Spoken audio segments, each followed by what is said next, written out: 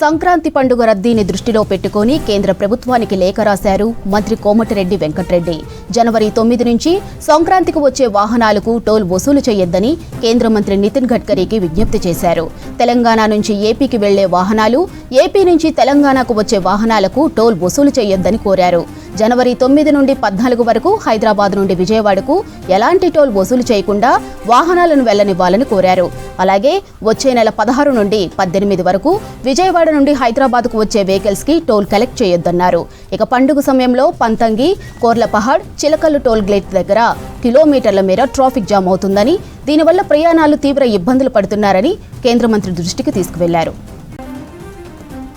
సంక్రాంతి పండుగ రద్దీని దృష్టిలో పెట్టుకుని కేంద్ర ప్రభుత్వానికి లేఖ రాశారు మంత్రి కోమటిరెడ్డి వెంకటరెడ్డి. జనవరి 9 నుంచి సంక్రాంతికి వచ్చే వాహనాలకు టోల్ వసూలు చేయొద్దని కేంద్ర మంత్రి నితిన్ గడ్కరీకి విజ్ఞప్తి చేశారు. తెలంగాణ నుంచి ఏపీకి వెళ్లే వాహనాలు, ఏపీ నుంచి తెలంగాణకు వచ్చే వాహనాలకు టోల్ వసూలు చేయొద్దని కోరారు. జనవరి 9 నుంచి 14 వరకు హైదరాబాద్ నుండి విజయవాడకు ఎలాంటి టోల్ వసూలు చేయకుండా వాహనాలను వెళ్లనివ్వాలని కోరారు. అలాగే వచ్చే నెల 16 నుండి 18 వరకు విజయవాడ నుంచి హైదరాబాద్కు వచ్చే వెహికల్స్ కి టోల్ కలెక్ట్ చేయవద్దన్నారు. ఇక పండుగ సమయంలో పంతంగి, కోర్లపహాడ్, చిలకల్లు టోల్ గేట్ల దగ్గర కిలోమీటర్ల మేర ట్రాఫిక్ జామ్ అవుతుందని, దీనివల్ల ప్రయాణికులు తీవ్ర ఇబ్బందులు పడుతున్నారని కేంద్ర మంత్రి దృష్టికి తీసుకువెళ్లారు.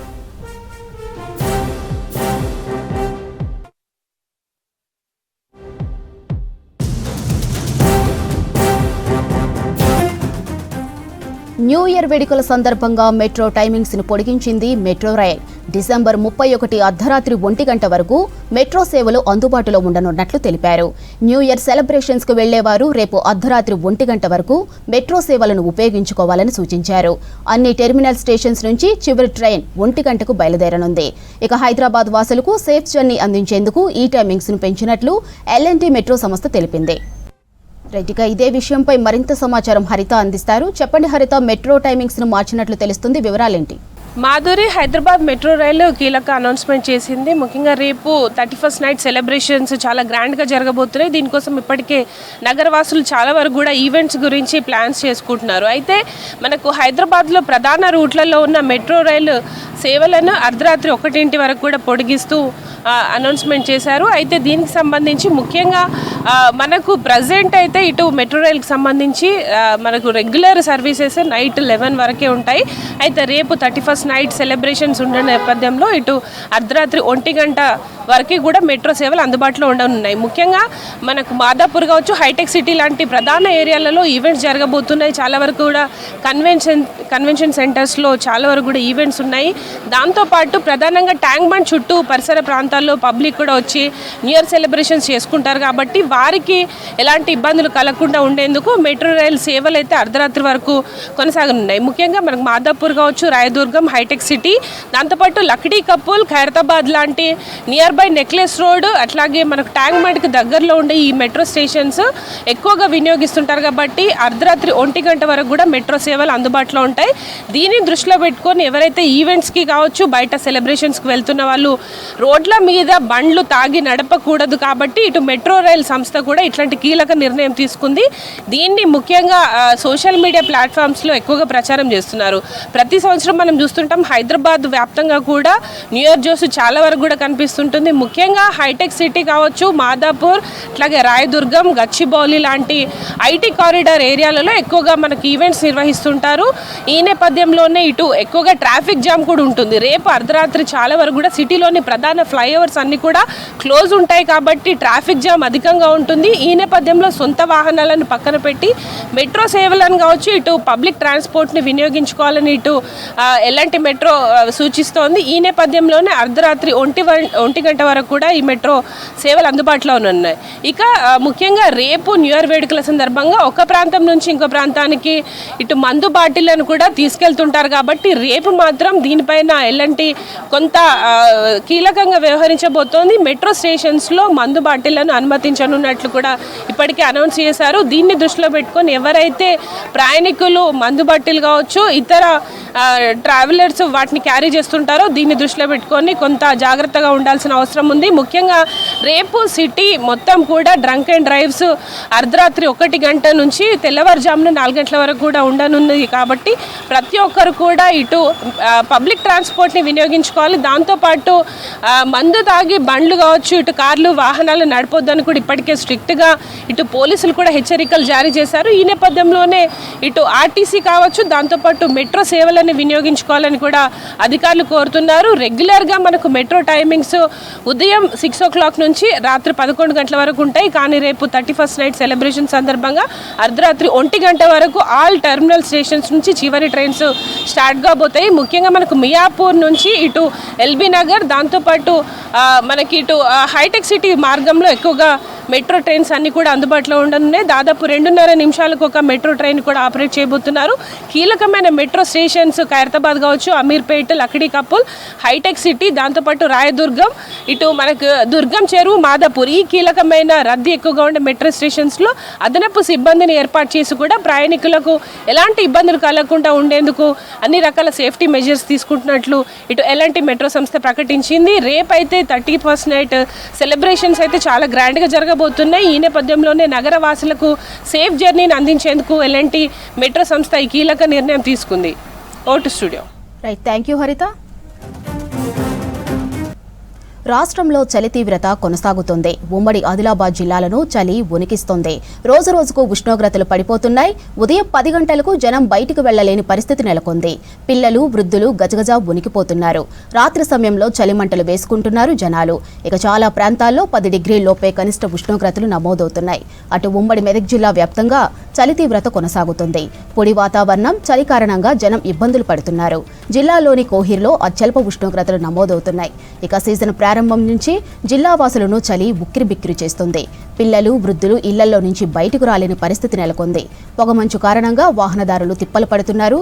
పలుచోట్ల ప్రమాదాలు కూడా జరుగుతున్నాయి.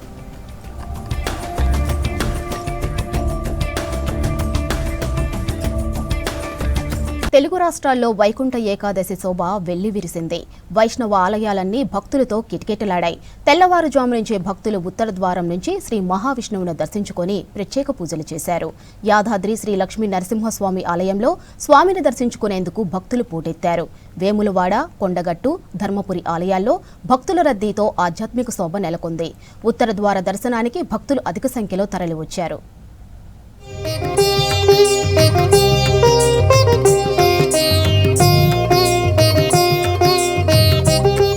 తెలుగు రాష్ట్రాల్లో వైకుంఠ ఏకాదశి శోభ వెల్లివిరిసింది.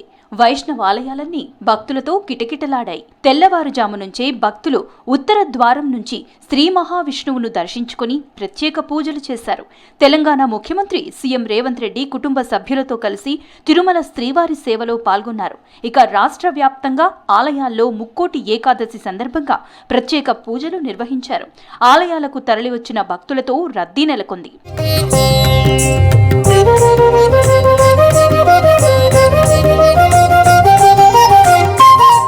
యాదగిరిగుట్ట శ్రీ లక్ష్మీ నరసింహస్వామి ఆలయంలో ముక్కోటి సందర్భంగా భక్తులు పెద్ద సంఖ్యలో తరలివచ్చారు.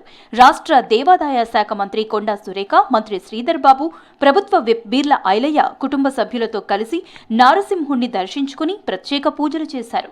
ఆలయ ప్రాంగణంలో కళాకారుల ఆటపాటలు భక్తులను ఆకట్టుకుంటున్నాయి.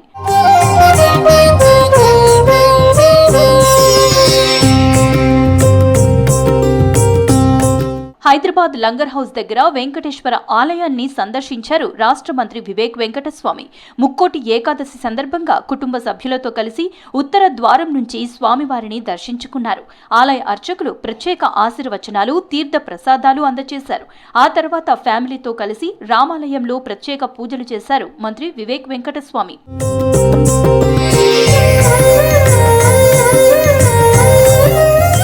భద్రాచలం శ్రీ సీతారామచంద్ర స్వామి వారి ఆలయంలో ఘనంగా వైకుంఠ ద్వార దర్శనం అంగరంగ వైభవంగా సాగింది. ఉత్తర ద్వార దర్శనానికి భారీగా భక్తులు తరలివచ్చారు. గరుడ వాహనంపై శ్రీరామచంద్ర స్వామి వారు, గజవాహనంపై సీతమ్మ, హనుమత్ వాహనంపై లక్ష్మణస్వామి దర్శనమిచ్చారు.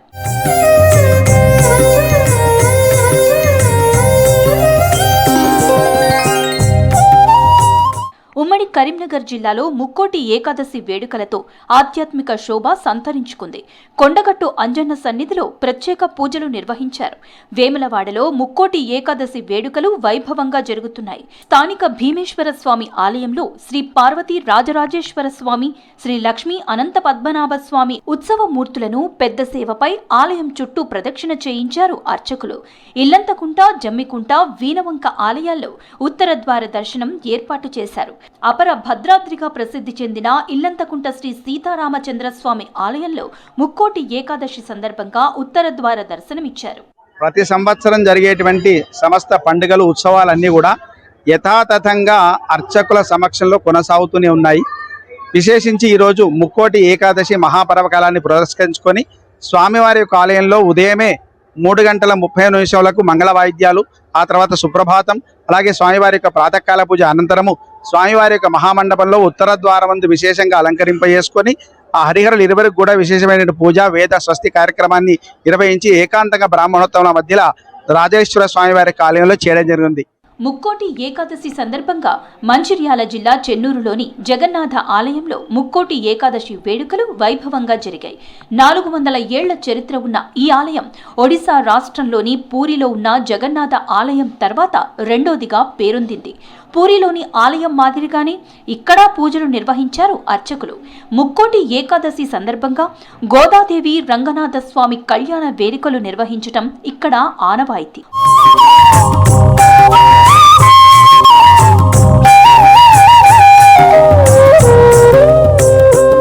వరంగల్ జిల్లా వ్యాప్తంగా ముక్కోటి ఏకాదశి వేడుకలు ఘనంగా జరిగాయి. జిల్లాలోని వైష్ణవ ఆలయాలకు భక్తులు పోటెత్తారు. శ్రీరామచంద్ర స్వామి గుడులలో వైకుంఠ ద్వారంతో దర్శించుకుంటున్నారు భక్తులు. తెల్లవారుజాము నుంచి ఆలయాలన్నీ భక్తులతో కిటకిటలాడుతున్నాయి. హన్మకొండ ఎక్సైజ్ కాలనీలోని వెంకటేశ్వర ఆలయం, బట్టల బజార్లోని శ్రీ బాలాజీ వెంకటేశ్వర ఆలయం, భద్రకాళి టెంపుల్, రామప్ప ఆలయాల్లో ప్రత్యేక పూజలు నిర్వహించారు.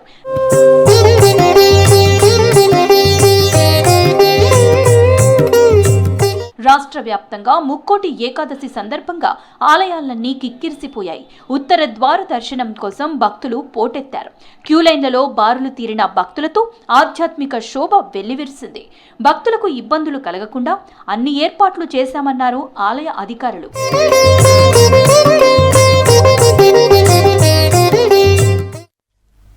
ముక్కోటి వైకుంఠ ఏకాదశి పర్వదినం సందర్భంగా వెంకటేశ్వర స్వామిని దర్శించుకున్నారు మంత్రి కొండా సురేఖ. వరంగల్లోని శ్రీ వెంకటేశ్వర స్వామి ఆలయాలలో ఉత్తర ద్వారం గుండా స్వామివారిని దర్శించుకున్నారు. అంతకుముందు ఆలయం దగ్గర మంత్రికి పూర్ణ కుంభంతో స్వాగతం పలికారు అర్చకులు.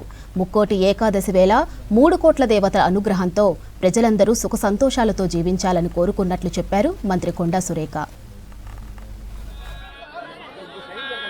ఉత్తర ద్వారం ద్వారా ముందు స్వామిగారిని బయటికి తీసుకొస్తారు. ఆ తర్వాత భక్తులందరూ కూడా ఉత్తర ద్వారం ద్వారా లోపలికి వెళ్ళి స్వామిని దర్శించుకొని వారి యొక్క మొక్కుకోవడం జరుగుతుంది. మామూలుగా ఈరోజు దర్శనం చేసుకుంటే ఒక ఆనవాయితీ ఏముందంటే, మరి విష్ణువుతో పాటు 3000 కోట్ల దేవతలు కూడా ఈరోజు ఇక్కడ కిందికి భూమి మీదకి వస్తారు అనేటి ఒక ఆనవాయితీ ఉంది. అందుకే ఒక్క ఏకాదశిని మనం సెలబ్రేట్ చేసుకుంటే అన్ని 3 కోట్ల ఏకాదశులను కూడా సెలబ్రేట్ చేసుకున్నట్టుగా ఆనవాయితీ. ఈరోజు ఉపవాసం కూడా ఉంటారు. ఎందుకు ఉంటారు అని అంటే, బ్రహ్మ దగ్గరికి వెళ్ళి అన్నం అడుగుతుందంట బ్రహ్మగారు. అంటే అయ్యా, ఎప్పుడు కూడా నాకు విశ్రాంతి అనేది లేదా, ప్రతిరోజు పబ్లిక్ నన్ను తింటానే ఉంటారు, నాకంటూ ఒక రోజు విశ్రాంతి ఇవ్వరా మీరు అని అడిగితే, నేను ముక్కోటి ఏకాదశి రోజు నీకు విశ్రాంతి లభిస్తుంది పో అని చెప్పి అంటాడు బ్రహ్మ. అంటే అన్నంత మాత్రాన పబ్లిక్ తినకుండా ఎట్లా ఉంటారు అని అంటే, ఆయన ఏమంటాడంటే, ఈరోజు ఎవరు అన్నం తిన్నా కూడా అన్ని రకాల అంటే వాళ్ళకి దురదృష్టవశత్తు అంటే వాటికి అన్నంలో అన్నీ కూడా కష్టాలు నష్టాలు అవన్నీ కలగలిసి ఉంటాయి. అవి తింటే అవన్నీ వాళ్ళకు వస్తాయి అనే ఒక మాట చెప్తే వాళ్ళే తినకుండా ఉంటారు అని చెప్పి ఆ విధంగా చెప్పాడంట. అందుకని ఈరోజు చాలామంది అంటే 99.9% కూడా ఎవ్వరు కూడా అన్నం తినరు. పళ్ళు పలహారాలతో వాళ్ళ యొక్క అంటే ఉపవాసాన్ని నడిపిస్తారు. కాబట్టి ముక్కోటి ఏకాదశి అనేది మన హిందూ సాంప్రదాయంలో ఒక పెద్ద పండుగ. మరి ఈ పండుగను జరుపుకొని తర్వాత చాలా ప్రశాంతంగా అంటే ఈ దర్శనం అయిన తర్వాత కూడా మనలో ఉన్న పాపాలు బాధలు అన్నీ పోయి మనము ఏది కోరుకుంటే అది జరుగుతుంది, చాలా ఆనందంగా ముందుకెళ్తాము అని చెప్పి అది మనకు పురాణాల నుంచి వస్తున్నటువంటి సంగతి. అదే ఈరోజు ప్రతి గుడి దగ్గర కూడా మనం చూస్తూ ఉన్నాము. వేలాది మంది చాలా కిలోమీటర్ల లైన్లో కూడా ఉండి దర్శనం చేసుకుంటున్నారు. అంటే ఎండ అనకుండా కూడా మరి అంత ప్రాముఖ్యత ఉంది ఈ ఏకాదశికి. కాబట్టి ఈరోజు యాదగిరిగుట్ట మీద కూడా చాలా పెద్ద ఎత్తున మేము చేయడం జరిగింది. వేలాది మంది భక్తులు అక్కడికి కూడా రావడం జరిగింది. కాబట్టి ఈరోజు దర్శించుకున్న వాళ్ళందరికీ కూడా శుభం కలగాలని కోరుకుంటున్నాను. నిర్మల్ జిల్లాలో గత ఏడాదితో పోలిస్తే క్రైమ్ రేట్ చాలా తగ్గిందన్నారు ఎస్పీ జానకి షర్మిల. నేరాలతో పాటు గంజాయి సాకు 99% తగ్గించామని చెప్పారు. బాసర దగ్గర గోదావరి బ్రిడ్జిపై ఆత్మహత్యలు తగ్గించామన్నారు. ఇక వినాయక ఉత్సవాలు, దసరా నవరాత్రులను చిన్న లాఠీ చార్జ్ లేకుండా దిగ్విజయంగా పూర్తి చేశామన్నారు. శివంగి టీములతో సున్నితమైన సమస్యలను విజయవంతంగా పరిష్కరించామన్నారు. ప్రస్తుతం జిల్లా ట్రాఫిక్ పోలీస్ స్టేషన్ కోసం ప్రయత్నాలు చేస్తున్నామని చెప్పారు ఎస్పీ. న్యూ ఇయర్ వేడుకల్లో డ్రంక్ అండ్ డ్రైవ్ పై నిఘా ఉంటుందని హెచ్చరించారు. బాసర గోదావరిలో తర్వాత ఇక్కడ మన బంగాళాఖాతం మనం బాసర ముఖ్యంగా ఫ్లడ్స్కి సంబంధించి చాలా మనకి కంటిన్యూస్గా టూ మంత్స్ ఫ్లడ్స్ నడిచినాయి, మీకు అందరికీ తెలుసు. దీనిలో ప్రతిసారి మన Nirmal police they rose to the occasion. Godavari bridge మీద మనకి పెట్రోలింగ్ సరిగా లేకపోవడం వల్ల చాలామంది సూసైడ్స్కి పాల్పడుతున్నారు అనేసి ఒక ఇన్పుట్ ఉండింది. దానివల్ల బాసర గోదావరి బ్రిడ్జ్ మీద స్పెషల్గా ఒక బ్లూ కోల్ టీం పెట్టాము. వీళ్ళు మనకి చాలా మందిని సేవ్ చేశారు. 900 కాకుండా దగ్గర ఒక 40 మెంబర్స్ వరకు 40 or 50 మెంబర్స్ ఆత్మహత్య పాల్పడబోతున్న వాళ్ళు వెళ్ళి టైమ్లీ సేవ్ చేయడం వల్ల ఇలా చాలా ప్రాణాలు రక్షించడం జరిగింది. ఏంటంటే హైదరాబాద్లో ఉన్న కమాండ్ కంట్రోల్ సెంటర్కి మన ప్రతి ఊరు నుంచి కూడా అంటే కమ్యూనల్లీ సెన్సిటివ్ ఉన్న ముదోలు, బైన్సా, తర్వాత మనకి నిర్మల్, ఖానాపూర్ ఈ ఏరియాస్ నుంచి సీసీ కెమెరాస్ హైదరాబాద్లో ఉన్న కమాండ్ కంట్రోల్ సెంటర్కి అనుసంధానం. 3 జిల్లాల సరిహద్దుల్లో పెద్దపులి సంచారం భయాందోళనకు గురిచేస్తోంది. మంచిర్యాల, పెద్దపల్లి, జయశంకర్ భూపాలపల్లి జిల్లాలో గోదావరి పరివాహక ప్రాంతాల్లో పెద్దపులి అడుగులను ఫారెస్ట్ అధికారులు గుర్తించారు. గత నెల రోజులుగా పెద్దపులి సంచారం ఫారెస్ట్ అధికారులకు కంటి మీద కునుకు లేకుండా చేస్తోంది. డ్రోన్, ట్రాకింగ్ కెమెరాలతో పెద్దపులి కదలికలను గుర్తించి ఫారెస్ట్ అధికారులు ప్రజలను అప్రమత్తం చేశారు.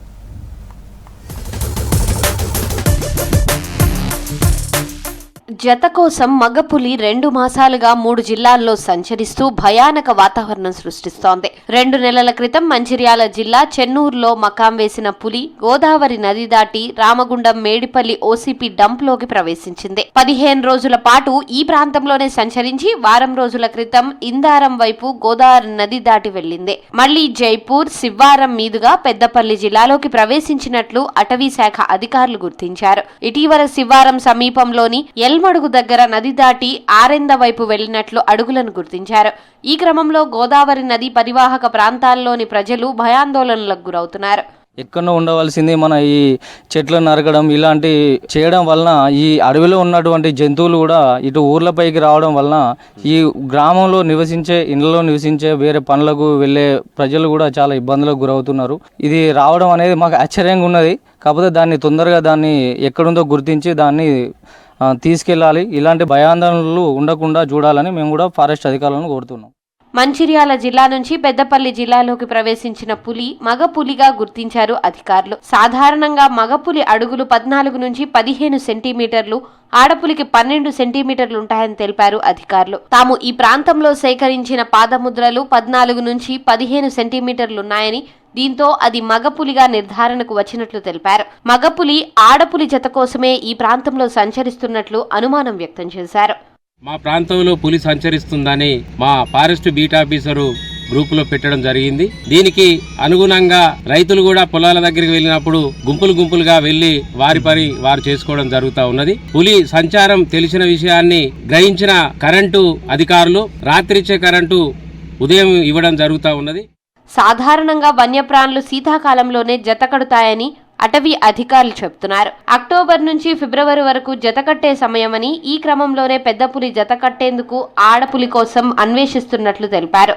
గతేడాది సైతం జయశంకర్ భూపాలపల్లి జిల్లా మహాముత్తారం, అక్కడి నుంచి పెద్దపల్లి జిల్లా మంథనిలో 2 పులులు సంచరించినట్లు తెలిపారు అధికారులు. అవే దారి తప్పి జత కోసం వేరువేరుగా సంచరిస్తున్నట్లు అనుమానిస్తున్నారు. మంథని రేంజ్ పరిధిలోని అధికారులు నదీ తీరంలో అడుగులను వెంబడిస్తూ పులి ఎటువైపు వెళ్ళిందోనని అన్వేషిస్తున్నారు. మా ఫారెస్ట్లో పులి సంచరిస్తుందని ఫారెస్ట్ అధికారులు తెలపడం జరిగింది. దానివల్ల మేము రాత్రి పోయి పొలాల కాడికి పోయేటోళ్ళం, పొద్దుకాలనే పోతున్నాం, గుంపులుగా పోతున్నాం, చేతిలో కట్టె పట్టుకొని పోవాల్సి వస్తుంది. కొంచెం భయంగానే ఉన్నది. పెద్ద మనుషులు ఎక్కడైనా పోయేటప్పుడు ఇంతకుముందు మా అమ్మ నాన్నలు పోయేటోళ్ళు, ఇప్పుడు మేమే దగ్గరుండి తీసుకుపోతున్నాం. కొంచెం భయాందోళన కలిగిస్తుంది. పెద్ద పూలు వచ్చిందని చెప్పి ఫారెస్ట్ బీట్ ఆఫీసర్ ఇట్లా పాదముద్రికలు చూడడం జరిగిందని మరి సెల్లులలో పెట్టడం జరిగింది. మరి రైతులందరూ అప్రమత్తంగా ఉండాలి అని చెప్పి, అదేవిధంగా ఫారెస్ట్ డిపార్ట్మెంటు, కరెంట్ డిపార్ట్మెంటు కూడా నైట్ పూట కరెంట్ ఇవ్వద్దు అని చెప్పి పులి సంరక్షణ కోసం కరెంట్ ఇవ్వద్దని చెప్పడం కూడా జరిగింది. మొత్తం తెల్లారిన తర్వాత 6 గంటలకు రాత్రి ఇచ్చే కరెంటు పొద్దుట 6 గంటల వరకు 3 ఫేజ్ కరెంటు బంద్ చేయడం జరుగుతూ ఉన్నది.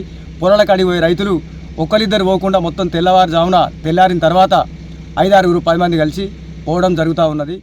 ఆరెంద సమీపంలోని మానేరు దాటితే జయశంకర్ భూపాలపల్లి జిల్లా దామెరకుంట వస్తుంది. గోదావరి నది దాటి వచ్చిన పులి మానేరు వైపు వెళ్లినట్లుగా అడుగులు ఉన్నట్లు అధికారులు చెప్తున్నారు. మానేరు వైపు అటవీ ప్రాంతం లేకపోవడం, పులి ఆవాసయోగ్యమైన ప్రాంతాలు లేకపోవడంతో మానేరు దాటే అవకాశం ఉన్నట్లు అనుమానిస్తున్నారు. నెల రోజుల వ్యవధిలో పెద్ద పులి జత కోసం 3 జిల్లాల అటవీ ప్రాంతంలో సంచరించినట్లు తెలుస్తోంది. కరీంనగర్ జిల్లా కరీంనగర్ రూరల్ మండలం బహదూర్ ఖాన్పేటలో పెద్దపులి సంచారం కలకలం రేపింది. బహదూర్ ఖాన్పేటలో పెద్దపులి సంచరించినట్లు ఆనవాళ్లు గుర్తించారు. గుర్రం భూమిరెడ్డి అనే రైతు పొలంలో పెద్దపులి పాదముద్రలను గుర్తించారు. విషయం తెలియగానే సంఘటనా స్థలానికి ఫారెస్ట్ అధికారులు వెళ్లి పరిశీలించారు. పంట పొలాలకు వెళ్లే రైతులు జాగ్రత్తగా ఉండాలని, ఒంటరిగా వెళ్లకూడదని రైతులకు సూచించారు ఫారెస్ట్ ఆఫీసర్స్.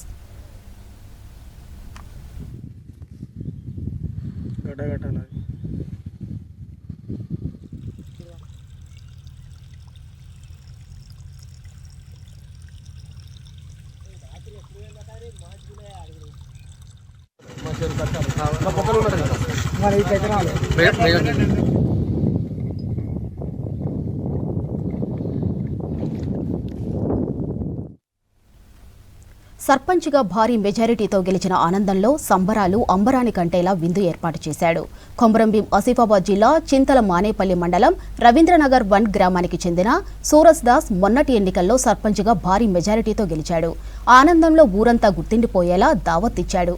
చికెన్, ఫిష్ లాంటి నాన్ వెజ్ ఐటమ్సే కాకుండా పన్నీర్, మష్రూమ్లతో వెజిటబుల్ బిర్యానీ పెట్టి అదరకొట్టాడు. సర్పంచ్ పోటీలో స్వతంత్ర అభ్యర్థిగా సూరజ్కు 794 ఓట్లు రాగా ప్రత్యర్థి శంకర్ మండలకు 170 ఓట్లు పడ్డాయి.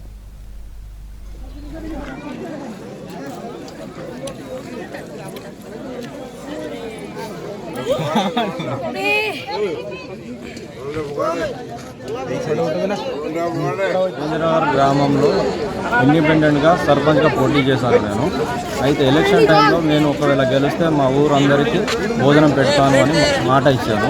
624 మెజారిటీ గెలిపించారు. ఒక 2000 మందికి నేను భోజనం అన్నదానం పెడుతున్నా ఇక్కడ గెలిచినందుకు. మాట ఇచ్చాను అప్పుడు ఎలక్షన్ టైంలో, నన్ను గెలిపిస్తే నేను ఒక ఊరందరికీ భోజనం పెడతానని. ఇప్పుడు దాదాపు ఒక 2000 మందికి భోజనం మేనేజ్మెంట్ చేశాను. ఇక్కడ ఏ సమస్య ఉన్నా నేను అందరికీ అందుబాటులో ఉంటాను. 10,000 కిలోమీటర్ల ప్రయాణం. అలా అని అది విహారయాత్ర కాదు, ఆకలి యాత్ర. ఎక్కడో గుజరాత్ నుంచి గొర్రెల మేత కోసం రాష్ట్రానికి వచ్చారు. ఒంటెలపై సామాన్లు పెట్టుకొని ఊరూరు తిరుగుతున్నారు. వాళ్లు ఎక్కడ ఉంటే అక్కడే తిండి, నిద్ర. ప్రస్తుతం ఆదిలాబాద్ జిల్లాలో బతుకు పోరాటం చేస్తున్నారు గుజరాత్ గొర్రెల కాపరులు.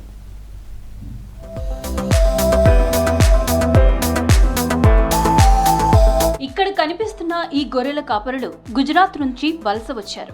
తమ గొర్రెలను మేపుకుంటూ వేల కిలోమీటర్లు ప్రయాణించారు. ప్రస్తుతం ఆదిలాబాద్ జిల్లాలో ఉన్నారు. ఇక్కడే గొర్రెలను మేపుకుంటూ కుటుంబాన్ని పోషించుకుంటున్నారు.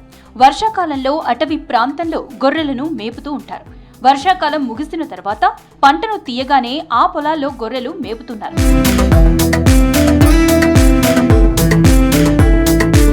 ఉమ్మడి ఆదిలాబాద్ జిల్లా భీంపూర్, తలమడుగు, ఉట్నూరు, ఇంద్రవెల్లి, గాదెగూడ, నార్నూర్ మండలాల్లో, కుమ్రంభీం జిల్లాలో జైనూర్, సిర్పూర్ యు, తిర్యాని, ఆసిఫాబాద్, వాంకిడి, రెబ్బన మండలాల్లో ఎక్కడ చూసినా ఈ గొర్రెల కాపరులే కనిపిస్తున్నారు. పెంచిన గొర్రెలను అమ్ముకుని వచ్చిన ఆదాయంతో బతుకుతున్నామంటున్నారు కాపరులు. मेंढी चराते भैया, यहाँ पेट के लिए कमाते हैं. गुजरात छोड़ के इधर आए, चारा मेंढी को नहीं मिल रहा, चारा के लिए आए इधर आए मेंढी के चारे लिए. अपना गांव गुजरात है. ये चारा के लिए घूमते किन्नौर से अदलाबाद, अदला से किन्नौर जाते आते, चंद्रापुर तक जाते, कभी कभी चारा मिलने जाते कुछ काम को जाते. ऐसा मेंढी लेके नहीं आते भैया, चारा इधर ही मिलता. ये मेंढी इधर हम शादी को ऐसे जाते. 10 साल हो रहा भैया. सामान भरते सामान के लिए ऐसे खेत में चारा मिला गया, खेत में बिठा देते, बांध देते. चारा मिला तो बिठा दे जाएगा, खेत वाला बोला वहाँ बिठा दे जाएगा. यहाँ नहीं है भैया, उधर है घर एक बांध के है, वहाँ कोई नहीं रहते. दे दिया ऐसे ही दूसरे लोग रहते, कोई सगा सही. గొర్రెలకు మేత ఎక్కడ ఉంటే అక్కడకు పోతారు ఈ కాపరులు. పంట పొలమైనా అడవులైనా అక్కడే నివాసం. మామూలుగా వలస వెళితే కుటుంబ పెద్దలు వెళ్తారు, కానీ వీళ్ళు కుటుంబ సభ్యులందరూ వలస వచ్చారు. కాలం ఏదైనా వీళ్ల వలసలు ఆగవు. వర్షాకాలంలో గొర్రెలు చనిపోయినా నష్టాల పాలైన సందర్భాలు ఉన్నాయంటున్నారు. ఒక ప్రాంతం నుంచి మరో ప్రాంతానికి ఒంటెలపైన సామాను వేసుకుని తిరుగుతూ ఉంటారు. ప్రతి సంవత్సరం వచ్చి ఇక్కడ మేము రబీ పంటలు వేస్తాము. రబీ పంటలు వేసిన దానికి పత్తిలా మెప్పిస్తాము, పండబెట్టుకుంటాం. ఇటే మేము పైసలు డబ్బులు ఏమి తీసుకోము, వాటి మేము మేత కోసమే పండబెట్టుకుంటాము. మా పూల నంబర్స్ ఉన్నాయి, అస్తలు, పోతలు. మేము భోజనం బియ్యం ఏం లేదు, నీళ్ళు ఇస్తాము, బాంబులు తీస్తాము, బోర్లు ఇస్తాము, నీళ్ళు వాటి వాటర్ వెళ్ళి వాళ్ళకి ఇచ్చేది ఏమి లేక చక్కెర పత్తి అడుగుది, చక్కెర పత్తి ఇస్తాము. శల్యపాపం వాళ్ళు. గొర్రెల ఎరువు కోసం రైతులు వీరికి ఆశ్రయం కల్పిస్తారు. మందను పొలాల్లోనే ఉంచుతారు. దీనికోసం కాపరులు డబ్బులు తీసుకోరని రైతులు చెబుతున్నారు.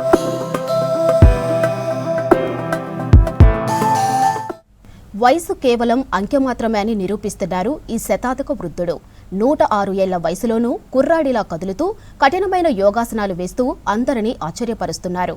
ఆయనే జగిత్యాల జిల్లా మెట్పల్లికి చెందిన చిట్యాల బాలయ్య. 8 దశాబ్దాలుగా క్రమశిక్షణే ఊపిరిగా సాగుతున్న మెట్పల్లి యోగా గురువు బాలయ్య అద్భుత ప్రస్థానం, ఆయన జీవనశైలిపై లుక్.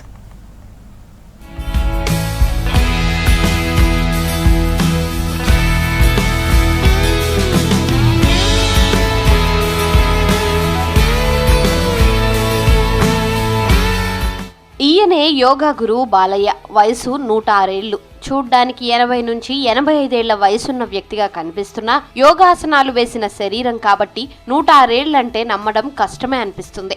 కానీ ఆయన ఆధార్ కార్డు చూస్తే చాలు 106 ఉందని నమ్మాల్సిందే. రాత్రి 8 గంటలకే నిద్ర, తెల్లవారుజామున 2 గంటలకే మెలకువ, 4 గంటల వరకు నిరంతర యోగా సాధన, ఆపై ఆధ్యాత్మిక చింతన. ఇది ఇతని దినచర్యలా అనిపించినా ఇది అక్షరాల 106 ఏళ్ల చిట్యాల బాలయ్య టైం టేబుల్. 1920లో జన్మించిన బాలయ్య నేటి తరానికి ఆరోగ్య పాఠాలు నేర్పుతూ ఆదర్శంగా నిలుస్తున్నారు. నేను మా ఇంటిలో రాత్రి అంటే 6 గంటలకే నా భోజనము, 8 గంటలకు నిద్ర, 2 గంటలకు లేవడం, 2 గంటల నుంచి 4 గంటల వరకు యోగా చేసుకుంటా ఇంటిలో. అప్పుడు స్నానం చేసి భగవద్గీత, లలితా శాస్త్రం, విష్ణు సహస్రం, హనుమాన్ చాలీస, హనుమాన్ దండకము ఇవి అయిపోయినాక మాల దింపుతారు. హరే రామ హరే కృష్ణ మాల 5 మాలలు దింపుతారు.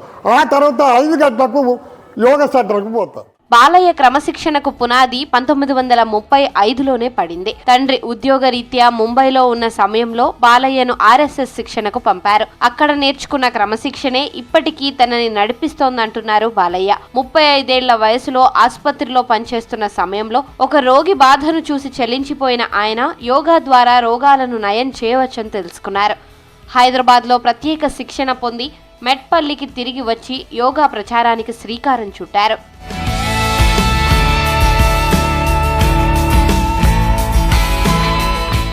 ఆరంభంలో సరైన స్థలం లేక బడులు గుడుల్లో యోగా నేర్పించారు. ఈ క్రమంలోనే ఒక SRSP ఇంజనీర్ అనారోగ్యాన్ని తన యోగా శిక్షణతో బాలయ్య నయం చేశారు. దానికి కృతజ్ఞతగా ఆయన ఇచ్చిన భవనంలోనే 2001లో వివేకానంద యోగా కేంద్రం ఏర్పాటైంది. అప్పటి నుంచి ఇప్పటి వరకు 5,000 మందికి పైగా శిష్యులను తయారు చేశారు.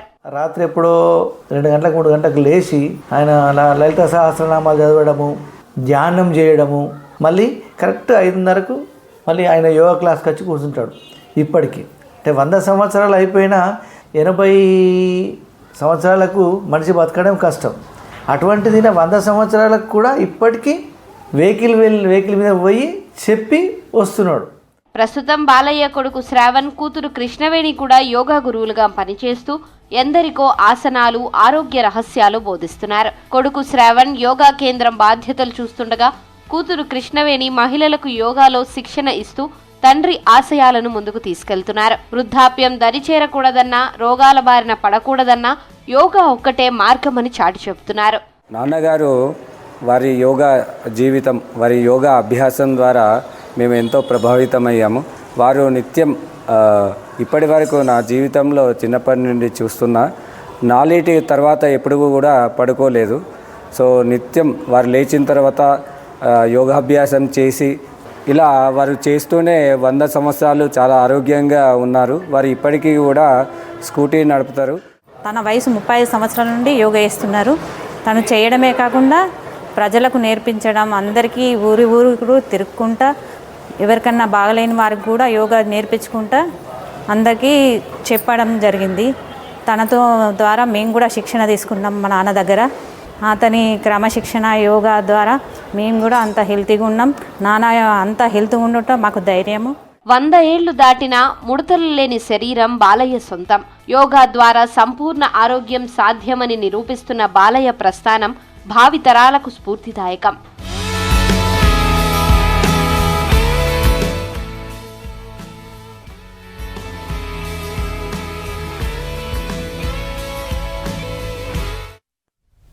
దళిత యువతి అత్యాచారం, ఆపై హత్యపై రోజురోజుకు అనుమానాలు వ్యక్తమవుతున్నాయి. కేసు సరైన రీతిలో ముందుకు సాగడం లేదని దళిత సంఘాలు ఆరోపణలు చేస్తున్నాయి. బాధిత కుటుంబానికి న్యాయం చేయాలని డిమాండ్ చేస్తున్నాయి.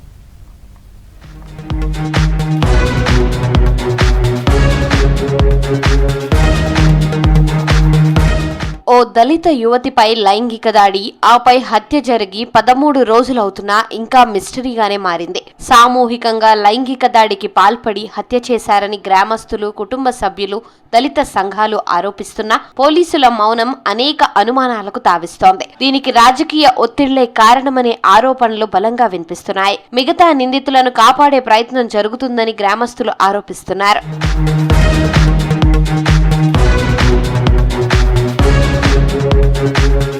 మహబూబ్ నగర్ జిల్లా మూసాపేట మండలం వేముల గ్రామంలో ఈ నెల 17న రాత్రి సర్పంచ్ ఎన్నికల తరువాత విజయోత్సవ ర్యాలీ జరిగింది. అదే టైంలో గ్రామానికి చెందిన దళిత యువతిపై లైంగిక దాడికి పాల్పడి ఆపై హత్య చేసి చంపేశారు గుర్తు తెలియని వ్యక్తులు. ఘటన జరిగిన మరుసటి రోజు ఉదయం బంధువులు యువతి మృతదేహంపై అనేక చోట్ల తీవ్ర గాయాలు గుర్తించారు. వీపు వెనక భాగంలో 3 చోట్ల బలమైన గాయాలు తగిలాయి. రక్తం కారింది. చెవుల దగ్గర శరీరం కందిపోయి ఎర్రగా మారింది. గొంతు దగ్గర గాయాలు, రక్తపు ఆనవాళ్లున్నాయని బంధువులు చెబుతున్నారు. యువతిపై సామూహిక అత్యాచారం చేసి చంపేశారని ఆరోపిస్తున్నారు. అయితే మాకు 9:30కి అట్లా ఫోన్ వచ్చింది. నేను హైదరాబాద్లో ఉంటా. 9:30కి కాల్ వచ్చింది, ఇట్లా చనిపోయింది అని. ఎట్లా అంటే ఇట్లా డీజే సౌండ్కు పడి హార్ట్ అటాక్ వచ్చి చనిపోయిందని చెప్పిండ్రు. చెప్తే ఇమీడియట్లీ నేను ఇంకా తెల్లవారుజామున వెళ్ళిపోయినా. వీళ్ళు అంతవరకు కూడా అదే అయింది అనుకొని గప్పుకున్నారు. అటాక్ వచ్చి చనిపోయింది అది అని గప్పుగానే ఉన్నారు. నేను పోయి తెల్లవారుజాము చూసే వరకు ఇట్లా కాలు తెరిచి చూసిన, దుప్పటి ఉంటుంది కదా, కాలు మిగిలి తీసే వరకు బ్లడ్ కనిపిస్తుంది. బ్లడ్ కనిపించారు. మో పిల్లలు అందరూ బయటికి వెళ్ళండి అని మా భార్యకి చెప్పిన. మొత్తం ఒకసారి బట్టి చెక్ చేయండి, మీరు ఏమన్నా గాయాలు ఉన్నాయేమని చూస్తే గాయాలు కనిపించినాయి. వీడియో కూడా తీసినాం. వీడియో ఇట్లా మొత్తం ఉంది మా దగ్గర. కాకపోతే మళ్ళీ రైతు వేదిక దగ్గర ఎక్కడైతే స్పాట్ జరిగిందో అక్కడికి వెళ్ళాం. అక్కడికి వెళ్తే మొత్తం బ్లడ్, మొత్తం చున్నీ నిండా బ్లడ్ ఉంది. తర్వాత వచ్చేసి డ్రైయర్ ఒక దిక్కు ఉంది.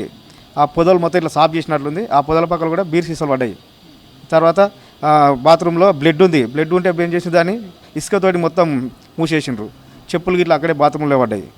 ఇది విష్ణు అనే వ్యక్తి చేసిన అని అంటున్నాడు. ఈ కేసులో పోలీసులు రాజకీయ ఒత్తిళ్లకు లొంగి హడావిడిగా ప్రధాన నిందితుడిని పట్టుకొని అరెస్ట్ చేసి రిమాండ్కు తరలించారని మాల సంఘాల నేతలు ఆరోపిస్తున్నారు. అత్యాచార, హత్య కేసులో మరికొంతమంది నిందితులు ఉండవచ్చని పూర్తి స్థాయిలో విచారణ జరపాలని కోరుతున్నారు. మాల సంఘాలు, మహిళా సంఘాల కమిటీలతో చేసిన నిజ నిర్ధారణ నివేదికను కలెక్టర్, ఎస్పీలకు సమర్పించారు. అయినా పోలీసులు మాత్రం అలాంటిదేమీ లేదని దాటవేస్తున్నారని ఆరోపణలు చేస్తున్నారు దళిత సంఘాలు. ఇట్లా మాలలపై ఎన్ని అన్యాయాలు జరుగుతున్నాయి అంటే ఇది ఒక రేప్ కేసు అనే అంటున్నారు. ఒక్కరితో అయిన పని కాదు, ఇది ఒక 2-3 కలిసి చేసిన కుట్ర ఇది. కాకపోతే ఇందులో ఉన్న ఏదైతే పోలీస్ డిపార్ట్మెంట్ కానీ ఇంకా ఎవరైనా కానీ వాళ్ళు పెద్ద కులస్తులు కాబట్టి మా దళితులపై ఇట్లాంటివి జరిగినా పట్టించుకోకుండా ఉంటున్నారు. ఇది ఏదైనా కానీ అమ్మాయికి న్యాయం జరగకపోతే ఎవరైతే రేప్ కేసు చేశారో అందులో నిందితుడు ఒక్కడు దొరికాడు, మిగతా 2-3 దొరకలేదు. వాళ్ళపై చర్య చేస్తున్నారు. ఏ రకంగా అయితే అమ్మాయిని టార్చర్ పెట్టి చంపారో అదే రకంగా వాళ్ళ అక్క చెల్లెళ్ళని వాళ్ళ కుటుంబ సభ్యులను కూడా చేస్తే ఎలా ఉంటుంది అన్నది మేము ప్రశ్నిస్తున్నాము. గ్యాంగ్ రేప్ చేసి హత్య చేసిన ఘటనపై సిట్టింగ్ జడ్జితో విచారణ జరిపించాలని లేదా సిబిసిఐడితో దర్యాప్తు చేపట్టాలని డిమాండ్ చేస్తున్నారు. బాధిత కుటుంబానికి న్యాయం చేయాలని డిమాండ్ చేశారు. పోలీసుల పరంగా కానీ రాజకీయ నాయకుల పరంగా కానీ మాకు ఎలాంటి న్యాయం జరగట్లేదని తెలుస్తుంది. కాబట్టి దీనిపైన తెలంగాణ రాష్ట్ర పోలీస్ శాఖ మరియు దళిత సంఘాలు కలిసి మాల కులానికి న్యాయం చేసే విధంగా చేయాలని మేము డిమాండ్ చేస్తున్నాము. సర్పంచ్ ఎలక్షన్ జరిగింది. వాళ్ళు జులుస్ చేసే టైంలో వాళ్ళ మనుషులే పిలిచి అమ్మాయిని రేప్ చేసి చంపేయడం జరిగింది. అది అయితే ఒక్కని వల్ల అయితే కాదు, దానికి 2-3 కారకులు ఉంటారు. వాళ్ళను కూడా కఠినంగా శిక్షించి వాళ్ళ మీద కేసులు పెట్టి వాళ్ళను కూడా కఠినంగా శిక్షించాలని చెప్పి మేము డిమాండ్ చేస్తున్నాము. లేదంటే మా సంఘాల, ప్రజా సంఘాలతో ఆందోళన చేస్తాము అక్కడ అని మేము గవర్నమెంట్కి డిమాండ్ చేస్తున్నాం. తక్షణమే వాళ్లకు కఠిన శిక్ష ఇవ్వాలి, ఇంకా 4 పట్టుకురావాలి. వాళ్ళకు కూడా కేసులు బాగా గట్టి కేసులు పెట్టాలి, మామూలు కేసులు పెట్టకూడదని చెప్పి మేము సంఘం తరఫున మేము డిమాండ్ చేస్తున్నాం. బాధిత కుటుంబానికి న్యాయం చేయాలని దళిత సంఘాల నేతలు డిమాండ్ చేస్తున్నారు. లేదంటే ఆందోళనలు ఉధృతం చేస్తామని డిమాండ్ చేస్తున్నారు. మెదక్ జిల్లా నార్సంగి మండలం శంకాపూరులో రైతులు ఆందోళనకు దిగారు. తమ భూముల్లోకి వెళ్లకుండా కొందరు రియల్ ఎస్టేట్ వ్యాపారులు ప్రహరీ గోడ ఏర్పాటు చేసి తమను ఇబ్బందికి గురి చేస్తున్నారని ఆరోపించారు. తమ భూముల్లోకి వెళ్లకుండా గేటు బిగించారని నిరసిస్తూ ధర్నా చేపట్టారు. ఘటనా స్థలికి చేరుకున్న తహసీల్దార్ బాధ్యులపై చర్యలు తీసుకుంటామని చెప్పారు.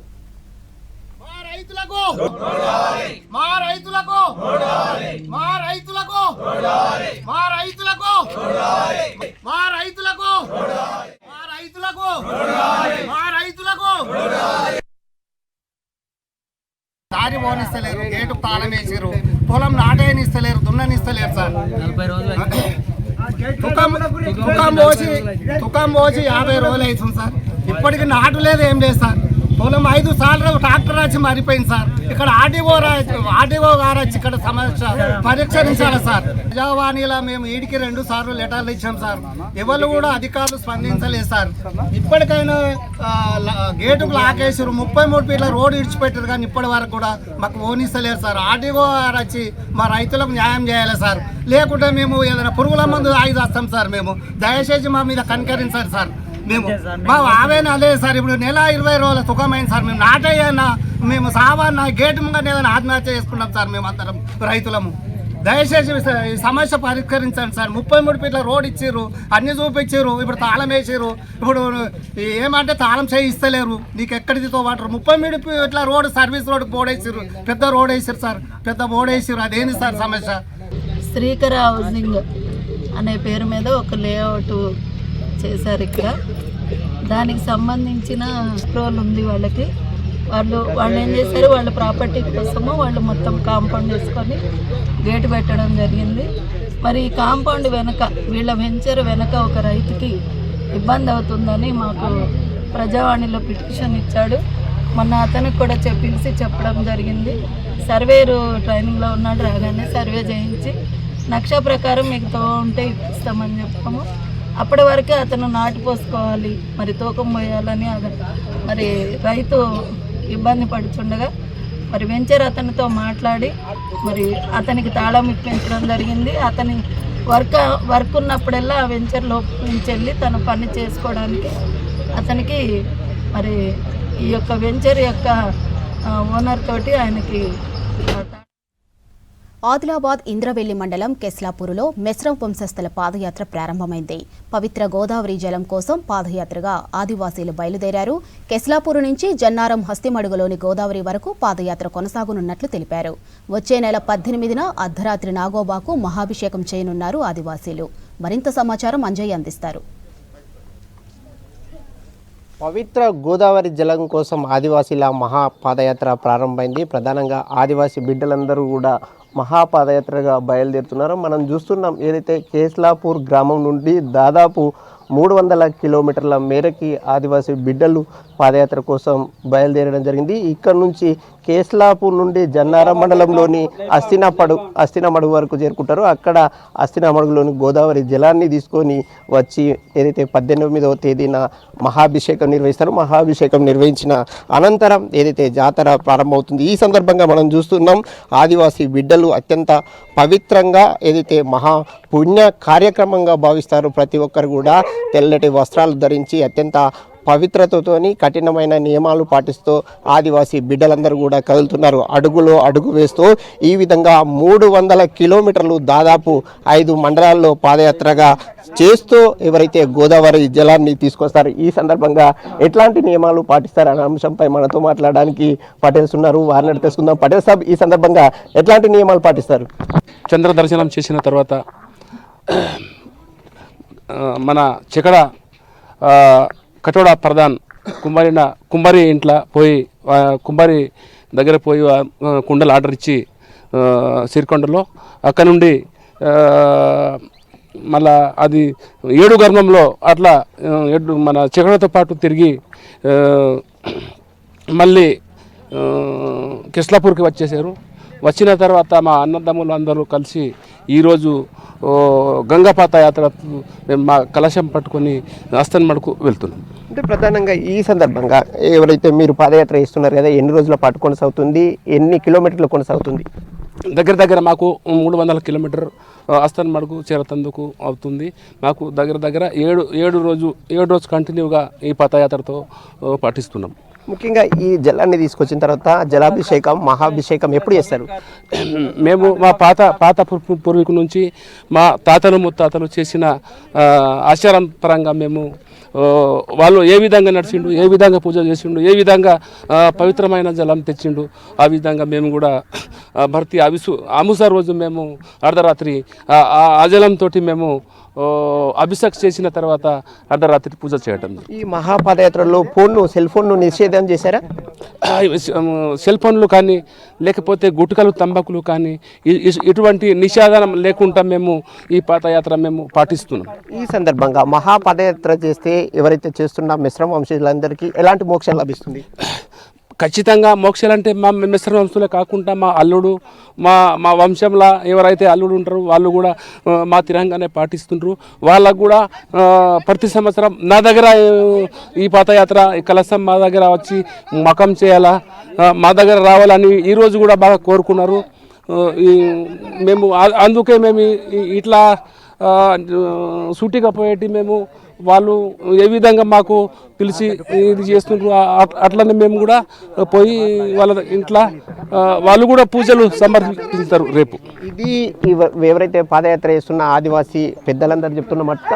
ముఖ్యంగా మనం ఒక్కసారి చూడొచ్చు, ఆదివాసీలందరూ కూడా తెల్లటి వస్త్రాలు ధరించి వారందరూ పాదయాత్రగా కదులుతున్న దృశ్యాలు చూస్తుంటే నిజంగా ఒక నిబద్ధతతోని, అదేవిధంగా ఒక అకౌంటితమైన ఒక పవిత్రమైన దీక్షతోని ఆదివాసీలందరూ కూడా ఈ విధంగా పాదయాత్ర చేస్తున్నారు. ఈ సందర్భంగా యువకులు చేస్తున్నారు, అదేవిధంగా చిన్నపిల్లలు చేస్తున్నారు, వృద్ధులు కూడా చేస్తున్నారు. ముఖ్యంగా ఈ పాదయాత్రలో పాల్గొనడం ఎంతో సంతోషంగా ఉంది, ఆనందంగా ఉందని ప్రతి ఒక్కరూ ఆనందం వ్యక్తం చేస్తున్నారు. ఈ విధంగా పాదయాత్ర 9 రోజుల పాటు కొనసాగుతుంది. 9 రోజుల అనంతరం ఏదైతే ఇక్కడికి చేరుకుంటారు, చేరుకున్న అనంతరం 18వ తారీఖు రోజు 18వ రోజు ఏదైతే పుష్యమావాస్య సందర్భంగా మహా అభిషేకం చేస్తారు, జలాభిషేకం చేస్తారు. జలాభిషేకంతో నాగోబా జాతర ప్రారంభమవుతుందని ఆదివాసీ పెద్దలు పటేల్ చెప్తున్నారు. ఈ పుణ్య కార్యక్రమం ఏదైతే మహాపాదయాత్ర ఉందో, మహాపాదయాత్రలో పాల్గొంటే చాలు ఎలాంటి కోరికలైనా నెరవేరుతాయని ఆదివాసీలు చెప్తున్నారు. కెమెరామెన్ విఠల్తో అంజయ్య, VC న్యూస్, ఆదిలాబాద్ జిల్లా. ఇవి బులెటిన్ అప్డేట్స్.